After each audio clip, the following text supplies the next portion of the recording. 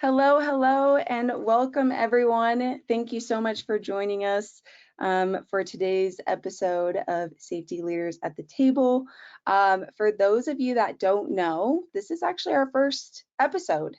So we are really excited to start this webinar series with you all. And that also means we would like feedback, comments, ideas based off of your experience with today's event. So please keep that in mind as we go through today's webinar. But for those of you that may be registered and aren't aware of what Safety Leaders at the Table is about, it is an interview style like event where we bring on a guest speaker and given a topic, kind of engage with them and pick their brain and their thoughts. But really the end goal of this webinar, this event, is honestly to give everyone homework, right?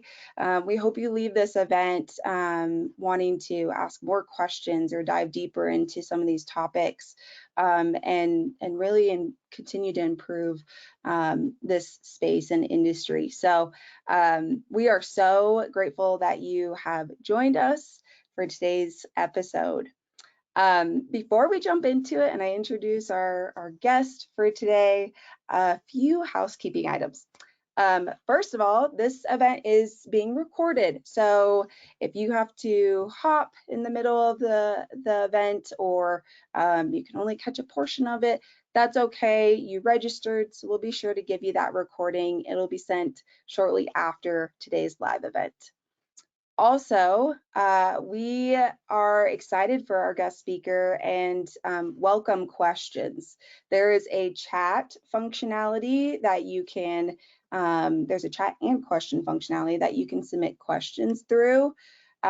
Feel free to maybe share where you're watching today's event from, or if you want to connect with individuals on LinkedIn or something like that, you can use the chat for that.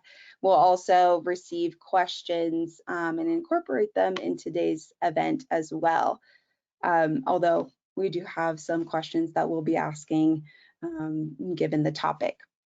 So again, so glad to have you all join us. We'll be talking about Beyond the Build, elevating contractor-client partnerships for success. I know we've got some contractors in the audience, some hiring and owner clients in the audience. So we're really excited to bring everyone together to talk about how we can better improve partnerships and relationships between the two. So I think that's all the housekeeping items. So let's get into introductions. Today, we are joined by Brad Green, who I will introduce in just a second. I am Liv Carter. I'm going to be your facilitator, your host for today. I'm not an expert here, so but I will be fielding questions and kind of watching the chat. So please feel free to submit those questions. I'll also be going off camera here in just a little bit, just so that we can really focus on the deck and the conversation. So think of it almost like a podcast in a way. But today, most importantly, we're joined by Brad Green. Brad, it is great to have you join us today. How are you doing today? I am doing fantastic. First of all, I'm very honored to have been asked to join you all on your inaugural event. So very much thank you very much for this opportunity. I'm looking forward to talking about this particular subject, which I have a tremendous amount of passion about. Yeah, and Brad, we have to say thank you. We are so excited for this conversation. I know we've met a few times and we've been waiting for this. So super excited to have you join us. Before we jump into it, I'd love for you to just share a little bit about, who you are, what you're passionate about, what you do, and your experience. All right, well, thank you very much. Well, I have 18 years of experience in risk management, working in diverse industries such as chemical manufacturing, heavy construction, oil and gas, and space exploration. I currently am the head of HSE for the lubricants business unit at Citgo Petroleum. I advocate for the physical and mental well-being of all humans, regardless of their association.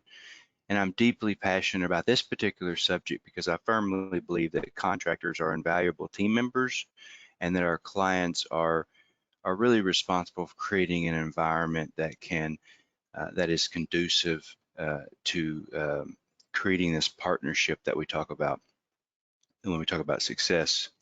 And we'll talk about success in just a little bit. Yeah, absolutely. Thank you for that, Brad. And just for our audience, again, super excited for this conversation, and just Brad's passion. You'll be able to hear it throughout this. So before we get started, though, and kind of jump into some of the questions, given our audience here, we've got contractors, we've got clients. We thought it would be good to start with a little poll question. So we actually have two poll questions. One, go ahead and respond based off of if you're a contractor, respond to the second one if you're a client. But want to launch this on what do you believe your organization can do to improve your partnership with clients? So again, if you're a contractor in the audience, go ahead and give this an answer. You can select one or more. So you can select all of the above or just a couple. And I know, Brad, we kind of briefly talked about this, and there's important elements into all of this. But it's not a one size fits all, and these aren't necessarily the right answers to the test, right? Well, that's right. I believe it's to each their own. I think it's a very thought-provoking question, but I think we all have our individual responsibilities to create that partnership, Yeah, that environment, that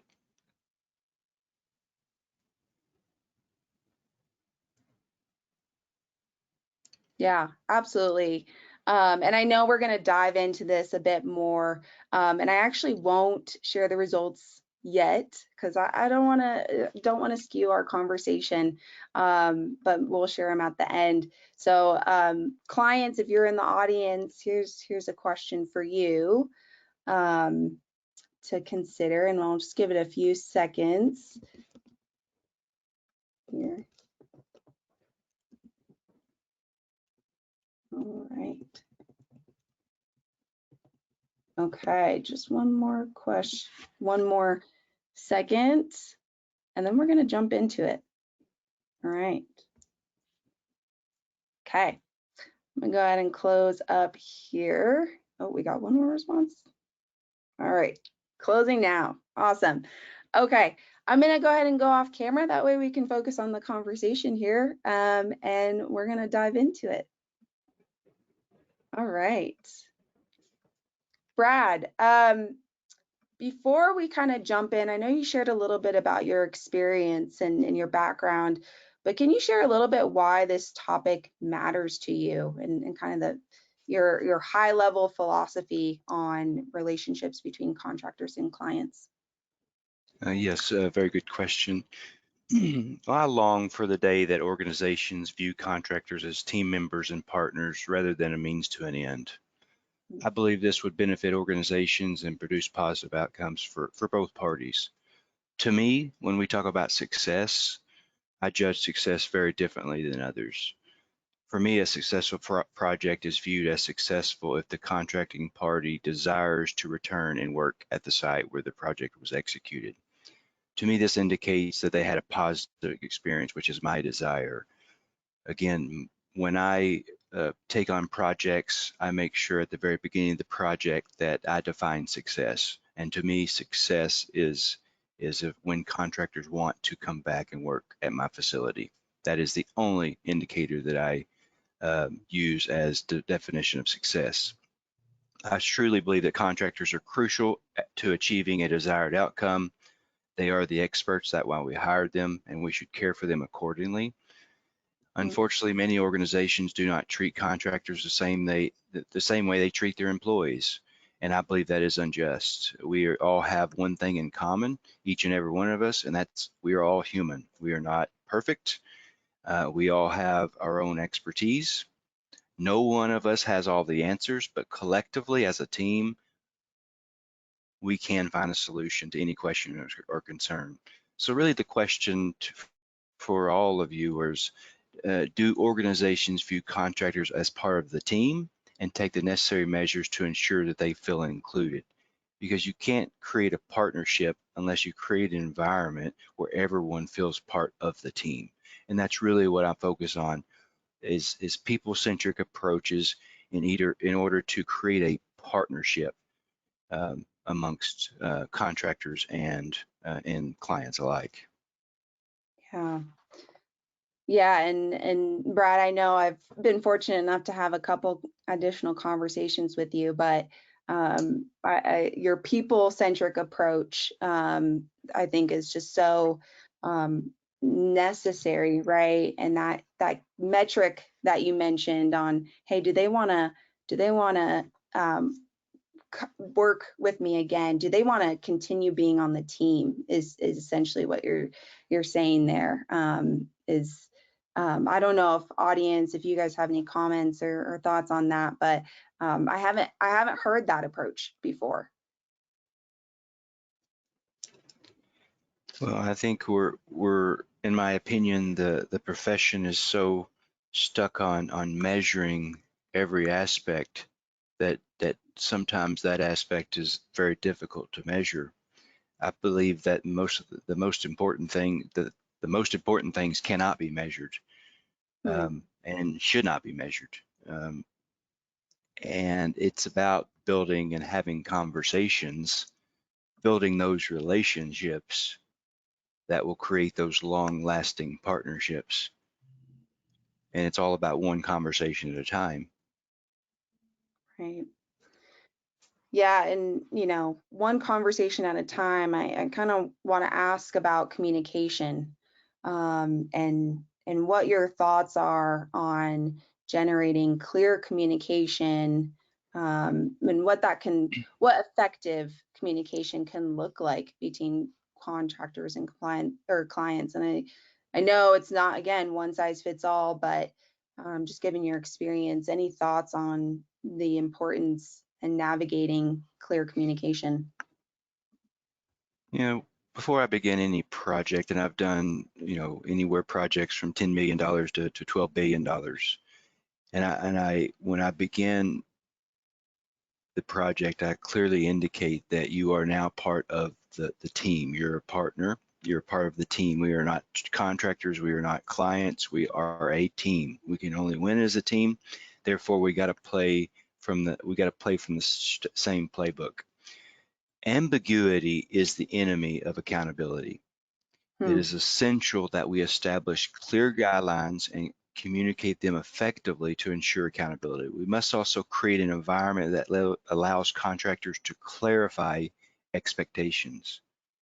We must acknowledge that contractors work for a wide array of organizations, and no human can remember everything written in a policy or procedure. We must Right. also acknowledge that we personally, as a client, don't have all the answers, but we can work together as a team to come up with any solutions. We cannot assume people know what is expected of them. We need to encourage curiosity and create an environment where people feel comfortable and empowered asking why, or better yet, how. Yeah. Yeah, and I think what you just touched on goes back to your earlier statement on we're people and no one's perfect, right? And you mentioned from a contractor perspective, managing multiple clients and clients managing multiple contractors. And I think that you said ambiguity, versus accountability, or kind of being the enemy of accountability. And I love that. I feel like that should go on like a coffee mug or something, um, with communication. Well, I agree, and that's why it's so important to create a partnership. If you Yeah. don't have a partnership, and I don't like to use sports analogies, but if you're playing on different teams, you're not going to know what the other team is doing because you can't see their playbook. Yeah. And we as clients got to make sure that things are very clear and that accountabilities are understood. And just to clarify, when I see accountability, I am not indicating culpability. Hmm. So a lot of people conflate the two terms. Accountability to me is a simple act of clarity, Hmm. is what is accountability. Clarify roles and responsibilities. You are responsible for this, we are responsible for that, etc. Unfortunately, a lot of times uh, we set those expectations, but we don't create an environment that allows people to clarify expectations. And Right. as clients and contractors, we have to create an environment that allows people to clarify expectations. Because again, we can't remember everything, especially Right. on a new project. Absolutely. Yeah, and I know we're gonna dive into kind of the building that community or creating that environment where there is trust and transparency and curiosity. Um, Before we kind of jump into that, you mentioned, obviously ambiguity being one, but are there any other um, difficulties or hurdles or um, factors that maybe play into um, poor communication on either side, on maybe the playbook isn't communicated Yeah, clearly. Yeah. yeah, I think this occurs all the time. I think the work environment often does not allow people to be vulnerable to people. Too many Mhm. times people are disciplined for or undermined for making mistakes, challenging the status quo, or offering feedback. In my Mm. opinion, these vulnerabilities are the catalyst for innovation and improvement. Being vulnerable, in my opinion, should be rewarded, not punished. And Yeah. unfortunately, when it comes to communication, people are somewhat scared to ask for clarification and or challenge the status quo. I encourage respectful dissent because Mm. that's where true innovation and improvement occurs. As mentioned earlier, ambiguity is the enemy accountability. Is it essential that that contractors and clients work together in close collaboration? The objective should be to build a partnership defined by mutual respect and a shared commitment to achieving the project's goals. Mm. Uncertainty is a common challenge in such partnerships. It can hinder the successful delivery of the project. Hence, we should establish clear lines of communication to ensure that all parties involved are fully aligned on the project's goals and expectations. And we've got to work together as a partner in order to be able to be quote unquote successful. But really, we got to foster an open dialogue and a trust culture built on trust. Absolutely. Yeah, and we're about to jump into that, a culture built on trust. I do have a question, um, Brad, when I'm gonna try to figure out how to word this, but you see a breakdown, right? There comes a point you've been working together, contractor and client, but then there's a breakdown, kind of, let's say, midway through a project or some sorts. Um, what has that been like for you to navigate or to like regroup and say, team, we're not on the same page here, right? Or I'm sensing some tension. Um, have you kind of navigated that before? And if so, what is that? What has that looked like? I think anyone that worked in the spaces has reached those conflicts, and conflict is resolution is one way of doing that. But Mm, in my opinion, the aspect is we must react with curiosity in lieu of being judgment on the situation. mm, And we must ensure that we bring in the group and say, things are not going as expected. What can we do together as a team in order to get back on the best path? Something's Yeah. not working. We took a path and it's not going as desired. What can we do together? And let's spell out. Let's also make sure that we engage with our employees, not just top leadership. This is not a top-down approach. I want to focus on a bottom-up approach. Yeah. I believe that our workers are the experts of what they do, and so oftentimes expectations come from above, and then contractors are required to follow this procedure, or required to do this or that. And in my opinion, we should involve our employees so they understand the context of the expectations.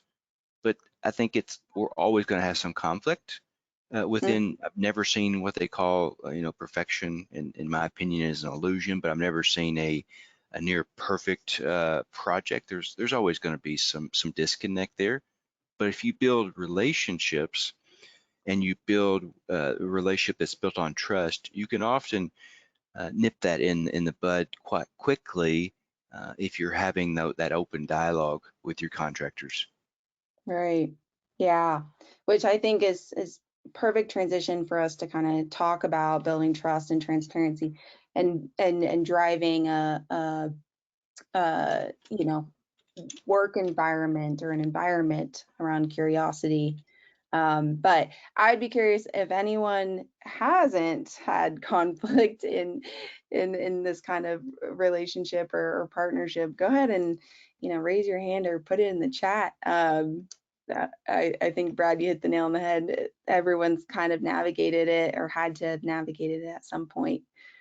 Um, so I do want to transition in and talk about, building trust. And I think trust in the team, right? Clients, contractors alike. Um, Starting kind of just from one perspective, or let's start from kind of the beginning. What in your eyes does it look like to build trust in this partnership? How have you kind of Mhm. seen that been developed in the past? Yeah, such a simple term, but a difficult environment to build. We all know what trust means, but how do we create an environment? Well, first of Right. all, we must make sure that we build trusting relationships. Without trust, even the most well-intended approach will be met with skepticism and often undermined. And building trust is about creating an environment. And my way of doing it is I make sure I'm vulnerable. Being vulnerable is the best technique to facilitate better communication and build trust. Hmm. Expressing your weaknesses is difficult, but it is a strength that fosters healthier relationships. It is essential to acknowledge that no one person has all the answers. However, when we come together as a diverse group, we can achieve great things. Hmm. Unfortunately, individuals may often hesitate to share their vulnerabilities usually out of fear. We got to remember trust begets trust and fear begets fear. When we trust others, people will trust us. And when we manage with fear, people will also react out of fear. Right.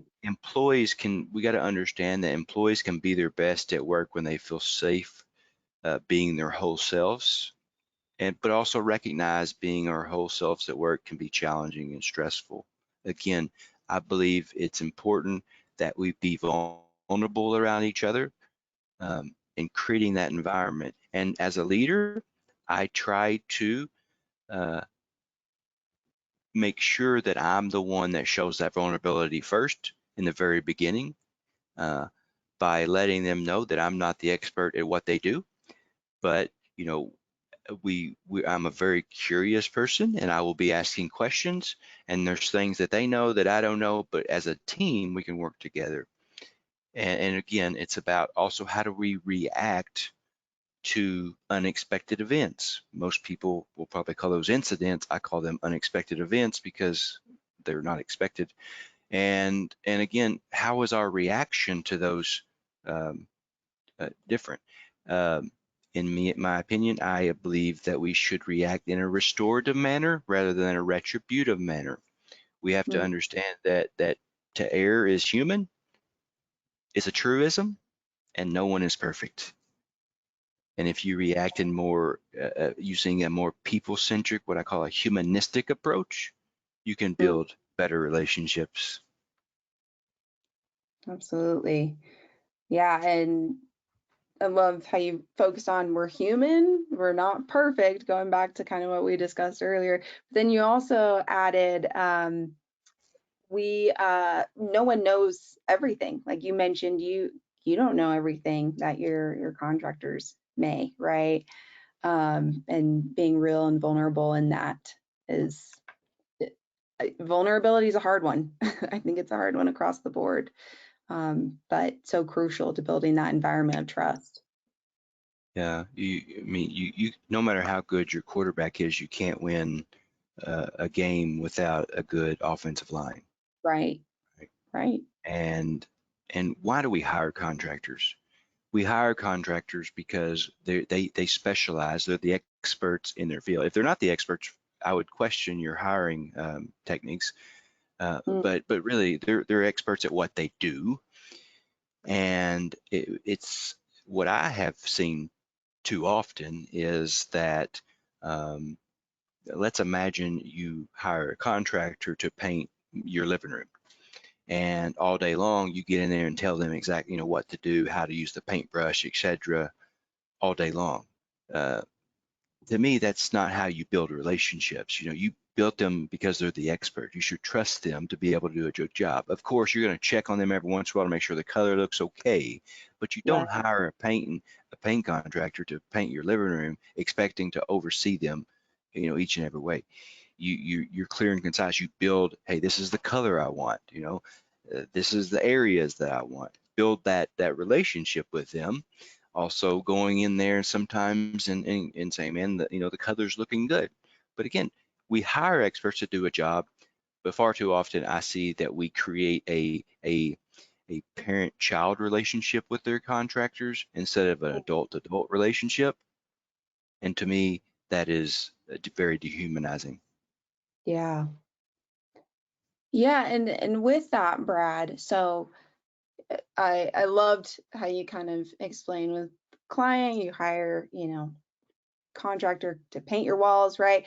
From a contractor perspective, do you have any thoughts on how they can build trust with, the multiple, with each client that they are working with? I'm sure there's multiple stakeholders involved on that from that side of, they're maybe not the quarterback, they're the wide Yeah, receiver, how can yeah. they build trust with I can, everyone involved? yeah, very good question. And I can tell you it's a lot more difficult because I can tell you that most clients and contractors have a parent-child relationship, Mm, and that's not to be argued. And that's what I'm totally against. I want to have an adult-adult relationship. I would yeah. argue that there's going to be trust issues between the contractor and the client if they have never worked together before. And Mm, I think that's natural. Okay. This is why building a partnership with mutual respect and trust is imperative. right. Transparency is key, is critical. Don't overpromise. This is why I start all of my projects defining success, as I mentioned earlier. Uh, Mm, to me, anytime our contractors want to come back and work for me, that is my definition of success. If I define success any other way, if I define it as, and it all depends, if I define it a different way, it may hinder their ability to bring things to me. I want to create an environment where it's okay to share bad news. right. I want people to tell me that things are not going well because guess what? I can't fix a secret. No one can fix a secret. So if we don't Right. create that environment at the very beginning, then how can we can expect our contractors to be transparent, and how can we expect contractors to trust us? Remember, trust begets trust. We've got to trust our contractors to do their job, and then our contractors in therefore will trust us because we're treating them with mutual respect. Um, as I mentioned, numerous contractors have approached me after multiple contracts and expressed the gratitude for our insightful conversations. And the best way for building trust from a safety perspective is to go out and have conversations with your workers about anything but safety. No one wants to talk about it. Have a conversation about life. I can tell you, you can build really good relationships just by having a conversation. That's how relationships and trust is built, is one conversation at a time. Yeah, absolutely. Yeah, and taking that from a transactional, connection to a true relationship and partnership, it sounds like. Well, I mean, my goal is to, I don't want to use a massive load of contractors. I want to build a relationship with a contractor that can deliver me projects, project after project, use specialized skills. What I have come to realize, if we build these trusting relationships, our contractors will often become our biggest proponent in Mm, in in our journey, and help other people. And again, it's all about building those relationships. If we have a parent-child relationship with our contractors, they're going to be they're not kids. You can't have right, a parent and child relationship with adults and expect them to feel humanized. We've right. got to humanize, and that's my focus, is humanizing the HSC profession, treating people like humans and letting them know that, hey, we're not perfect, but collectively together we can do great things. We have done great things. We need to assume positive intent. Unfortunately, when unexpected events occur, we rush to judgment and often make attribution errors based on Mhm. people's behaviors. And to me, again, that is unjust. Yeah, absolutely. So, so with that, we're talking about building trust, transparent communication, right? And we're going to touch more on the curiosity environment portion, but I'm curious how, what steps can organizations take to ensure, that they are consistent in their communication or consistently transparent to build trust? Yeah, consistency and transparency are key elements that help to establish trust. I think conversely, a lack of consistency and transparency will erode trust and credibility.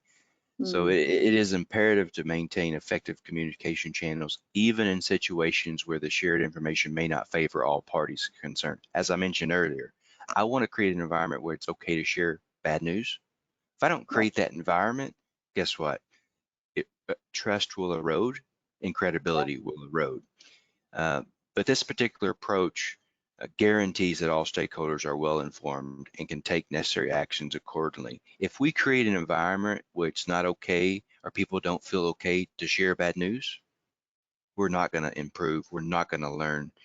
Again, we can't fix a secret. We've got to create the environment in order to build a partnership. Because if we are reacting in fear, we're probably more than likely not creating a partnership anyway. Right. Yeah. Yeah, absolutely. And I think we've kind of emphasized that when it comes to the relationship and how that's defined in the environment. So I I want to transition to not fully transition, continue the conversation, but I want to focus on curiosity a bit more. Because you and I have had a few discussions, and Mhm. it's come up every time, and I love it. So I want to dive more into that. What does it look like? Let's start maybe from a client perspective. What does it look like to encourage curiosity in their partnerships with contractors? Yeah. So, first of all, my mantra is learning and improving through the lens of curiosity, not judgment. When we are curious, we are open-minded. When we are judgmental, we are closed-minded. As discussed earlier, building trust is a foundational element that encourages open communication and promotes curiosity. Mhm. Curiosity is the spark behind every great idea. if you want to learn, it is foundational to spark that curiosity. We must understand that curiosity is an inherent part of human nature, Right. crucial to acquiring knowledge early on. If you have kids, if any of you have kids in the audience, you understand how curious your kids are at their very young age. We're all curious. Kids, young kids, and dogs especially, and pets, they're not very judgmental, but they're very curious. Mm. Um, Unfortunately, along the way, we changed that. We turned that curiosity into being more judgmental. We've got to be Mm. more open-minded. It really fosters a heightened awareness and perception of our surroundings, and is foundational for informed decision making in adulthood. Curious minds have a drive to understand, usually by asking questions. Right. Again, if you're curious about something, instead of making rash judgments, how about we start asking better questions? Right. Yeah. So Oh, yeah. Keep going. yeah, one of the things is, well, how can contractors encourage this? Well, organizations should maintain a mindset that values and cultivates curiosity, again, instead of judgment, to enhance their ability to acquire knowledge and make informed decision making. Curiosity also is one of those, it's kind of really close to being vulnerable. When you're asking questions, when you ask questions, you're being vulnerable, because have you ever asked a question you've been chastised or looked at or made fun of because you asked that question? So it's about being vulnerable. Mm. Curiosity is very close with that. We've got to create a safe space for employees to express their ideas and explore new approaches, which can unlock their full potential and drive growth. Humans are intrinsically motivated to learn and improve. And if we take away that intrinsic motivation, we will create stagnation in the Mm. in the human race, and that is what we cannot have. Right. Yeah. Yeah, and to kind of follow up on that, right? And first of all, thank you for kind of sharing your view on curiosity and how to foster that. Um, I'm sure, so talking about innovation coming out of curiosity, right, or growth coming out of curiosity, Mhm. um, what are some, well, let me say, what are some examples or experiences maybe you've had on innovative solutions or ideas coming out of, this focus on promoting curiosity in an environment?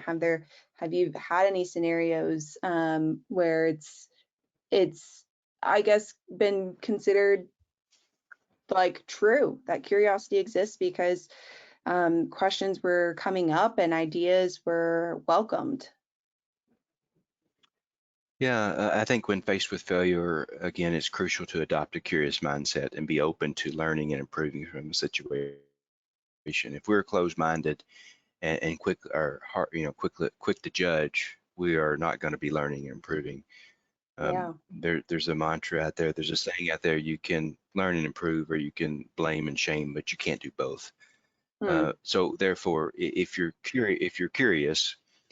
reacting with curiosity, or if you're reacting with judgment, if you're reacting with judgment, you're not going to learn and improve. Think people are going to hold things back. Learning will be stifled, in communication, and therefore improvement will also be hindered. So it's a crucial to react accordingly. And when I'm saying that is react restoratively. Understand that we are all fallible. People make mistakes, but they don't intend to make mistakes. In retrospect, it's pretty obvious when people made a mistake, but guess what? That person that made the unintended, unexpected event, they don't have the same knowledge that we did in retrospect.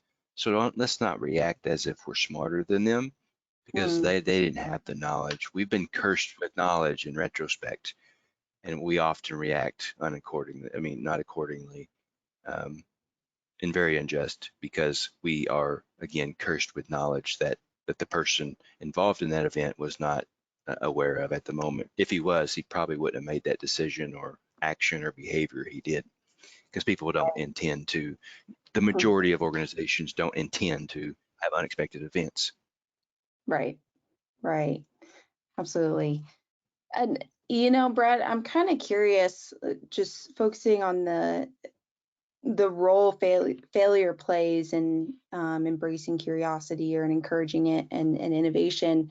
Um, have you, so kind of earlier you mentioned, you know, I would rather hear the bad news, right? Or the mistake or whatever, right? Because you kind of address it and you can't address secrets or fix Hmm. secrets.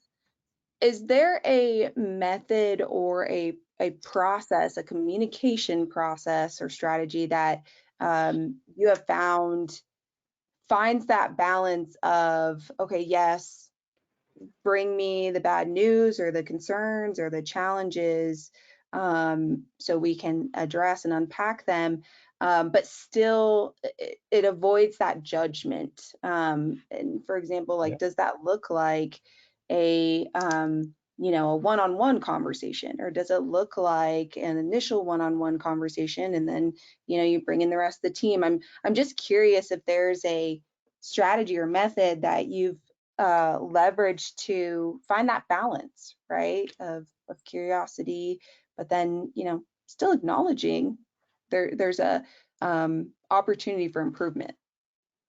Well, first of all, I'm glad I've sparked your curiosity. Yeah. Um, I, we started this off by calling, and I talked about success. Well, what does most people think about the opposite of success? Most people think the opposite of success is failure. I believe that we need to avoid binary thinking because it can have detrimental effects. The notion that failure and success are diametrically opposed is an example that can lead to a narrow and inflexible mindset. Hmm. Instead, adopting a growth-oriented approach that recognizes the value of setbacks and facilitating learning improvement is beneficial. Failure and success are not diametrically opposed. If you look at events, oftentimes people are doing the exact same things that they do each and every day, normal work.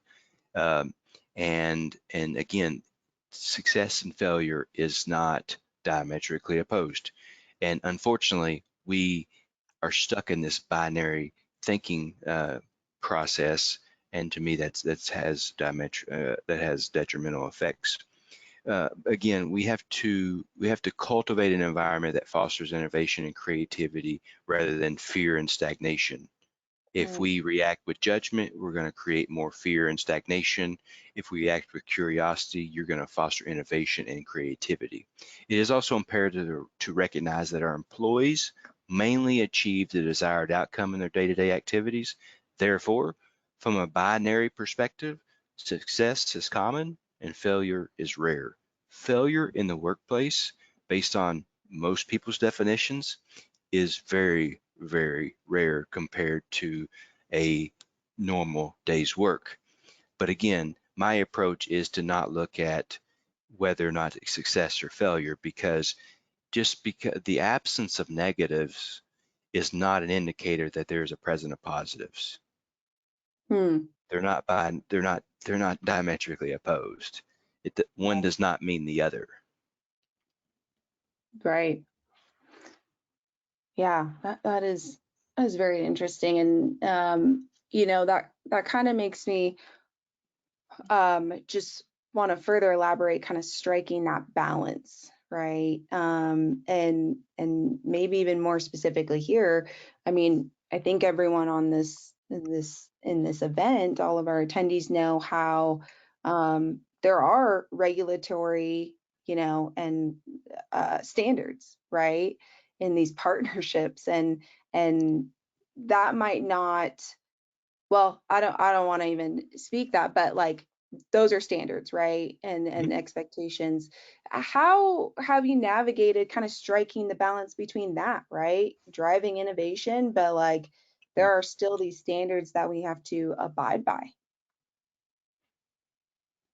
Well, unfortunately, what I would say in the safety world, especially, there is a lot of safety clutter. If Mm, your safety standards are not reducing the risk to your employees, they are not. doing much of anything. Unfortunately, many organizations have safety requirements on top of safety requirements, often sometimes even undermining each other safety requirements. But go back to your question. Of course, compliance is a critical aspect, but the question is compliance to what? We've got to recognize that contractors and clients alike, that's why it's important at the very beginning of a project to set clear expectations. These are the compliance of these of this site. The contractors also have to say, have to make sure that they understand that they have their expectations within their organization. But it's crucially important to acknowledge that workplaces are dynamic and require a culture of open communication built on mutual trust. Okay, if you build open communication, you can continue to talk about the hurdles. Our workplaces are dynamic, they're ever changing. You cannot plan work exactly, you can't plan as to the T of how it's happening, right? And so we got to create this environment where if things are starting to curtail or things are starting to drift away from what expectations are, we got to create an environment where people say, hey, we got to sit back down and have a conversation because things are not going as planned. We've got to have that open communication. Again, if we foster this environment where employees can freely express their opinions and ideas, um, it will essentially allow us to learn about things and develop strategies in order to improve. Such a culture of trust and openness can enhance, employee engagement, productivity, and overall organizational performance. But again, you've got to strike the balance, Right. but you've got to set the expectations, and you've got to be overburdensome. The one thing that I would like everyone to acknowledge is humans like to be efficient. And when we bring in our contractors and or clients to do a job, and it takes them 4 hours to be able to do their work, they're Mhm. not going to be very motivated to do their work, right? They're there to do the work. And the more layers of protection that we have on top of them, or more paperwork that they have to fill out, the less motivated they are when they get there. So they're not going to be in the right state of mind. And I'm not saying throw away all the paperwork. Right. I'm just asking, is all the paperwork that you have out there really serving the purpose? Is it really reducing the risk to your employees? And that's really what our job is to manage the risk to an acceptable level within the context of our organization. That is what our goal is. So again, people are intrinsically motivated to learn. They're also intrinsically motivated to go and do a good job, to do the right thing. We got to make sure that we create this environment um, that people can freely communicate. Right. Yeah.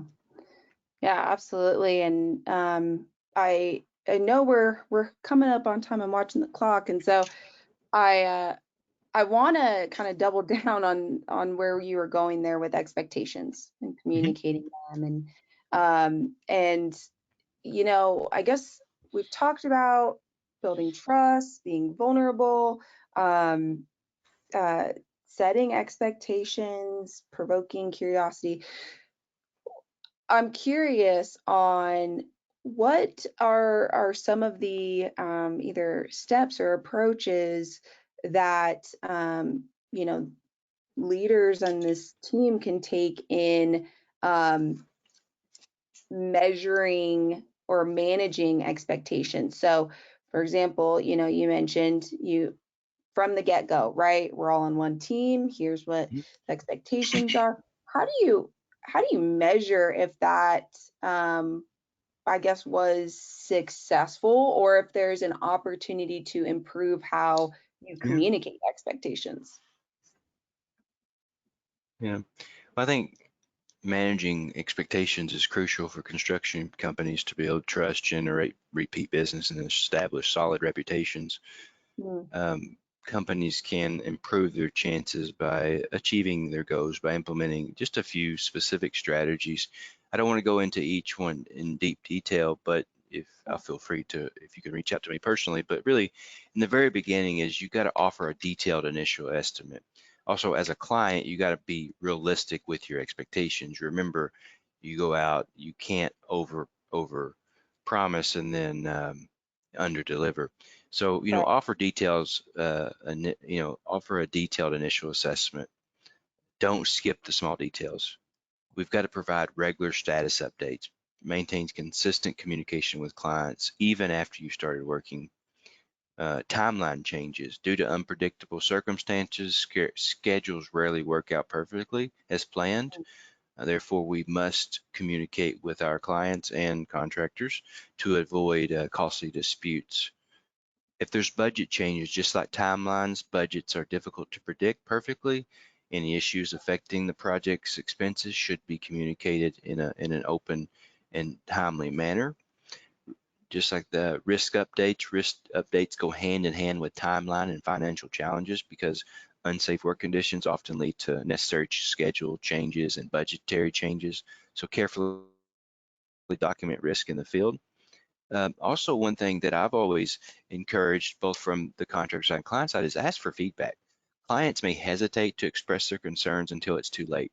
And I believe contractors should actively seek clients' feedback at different project planning and implementation stages. They should encourage clients to share their ideas or ask questions by creating an open two-way communication channel. I know that can be difficult, but again, that's why up front we talked about building that trust. If you build that trust, you can ask for feedback. Again, it's very important that you build a personal relationship with your client that is based on trust. It's just a really sound business practice. Open and frequent communication with clients during the project will help set realistic goals and ensure that the project's outcome meets their expectation. Yeah. Yeah. And I And, think, and, and one thing that I would like to argue is, oh, yeah. oh, go ahead, go ahead. No, no, go for it. One thing I was going to say, but there's always going to be those hurdles that we're going to face in today, and in construction projects, miscommunication and misunderstandings can often result in unreasonably high expectations from clients regarding timeline, budgets, final deliverables. So Mm, it's crucial again to establish clear and transparent communication channels with contractors throughout the entire process. Um, so we can foster that more positive experience and promote a culture of accountability and professionalism within our work environment. absolutely. And Brad, I gotta say, we're on the same wavelength because I was gonna ask about communication channels next. Oh, okay. And yeah, and kind of setting those expectations, right, on what that looks like, and you know, how frequently is there a preference, and all of that, especially with various platforms and technological solutions, right? On how to communicate. So I was curious on channels and whether you kind of have that conversation up front on preferred communication channels. Yep. I don't think you can set a set frequency. I mean, Mm, again, we got to build adult-to-adult relationships, not parent-child relationships. We can't yeah, be a helicopter parent, right? And, right. and expect for them, they are the experts, and we should build that relationship.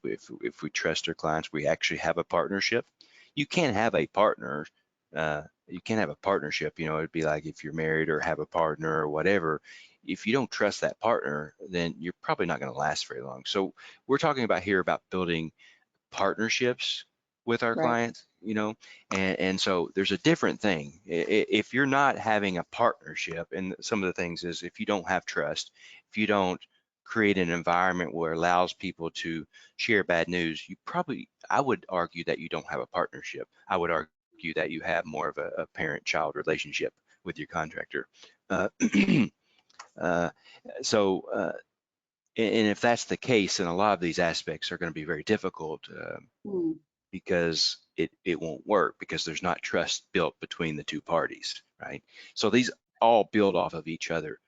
Um, and, and so again, a lot of these things are that's why it's so important to build that trusting relationship and make sure that the contractor or the contractors have the autonomy and also the agency to make changes. You know, we've got to have contractors to give them the autonomy to be able to do the things they need to do, and give them the agency to make the changes and give them the agency to do that. Right. Yeah, absolutely. I appreciate you calling that out, and just a reminder of creating a partnership here Mhm.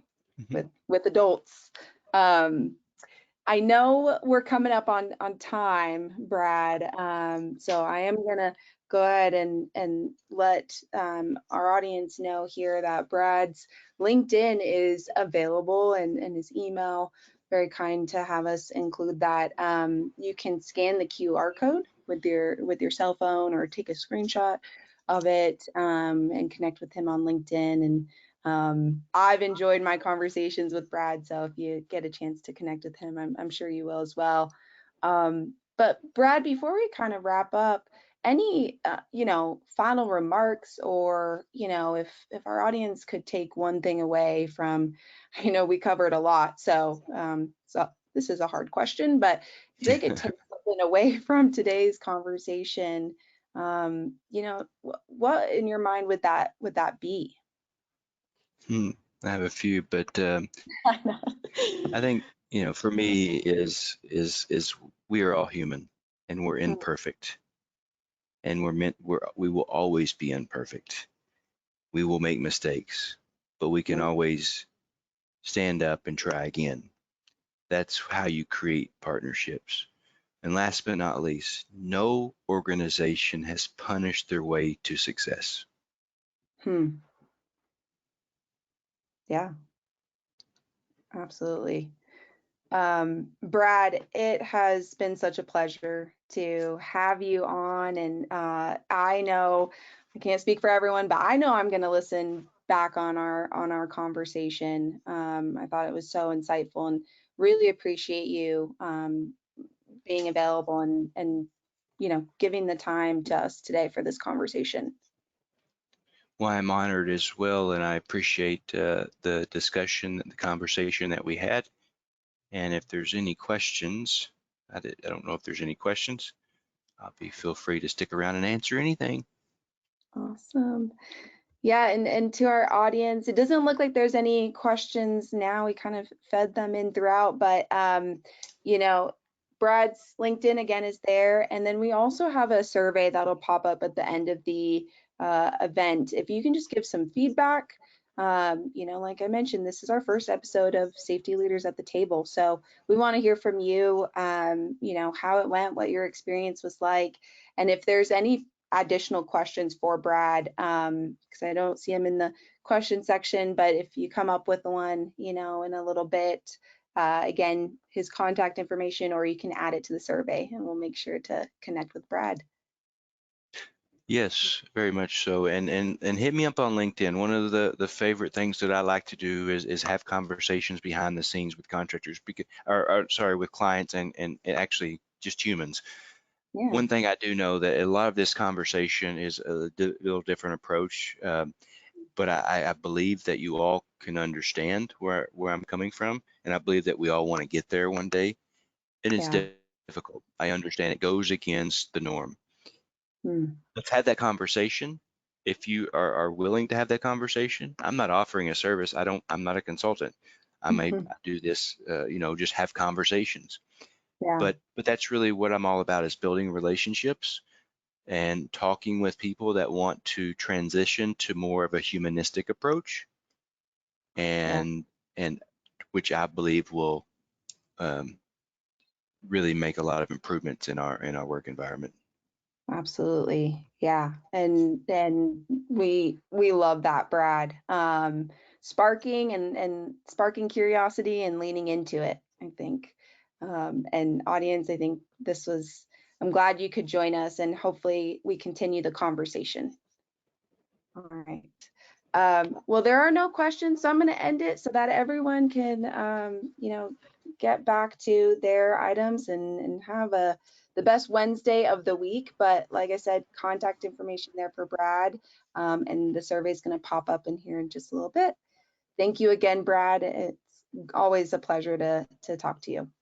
Thank you. All right. Bye, everyone.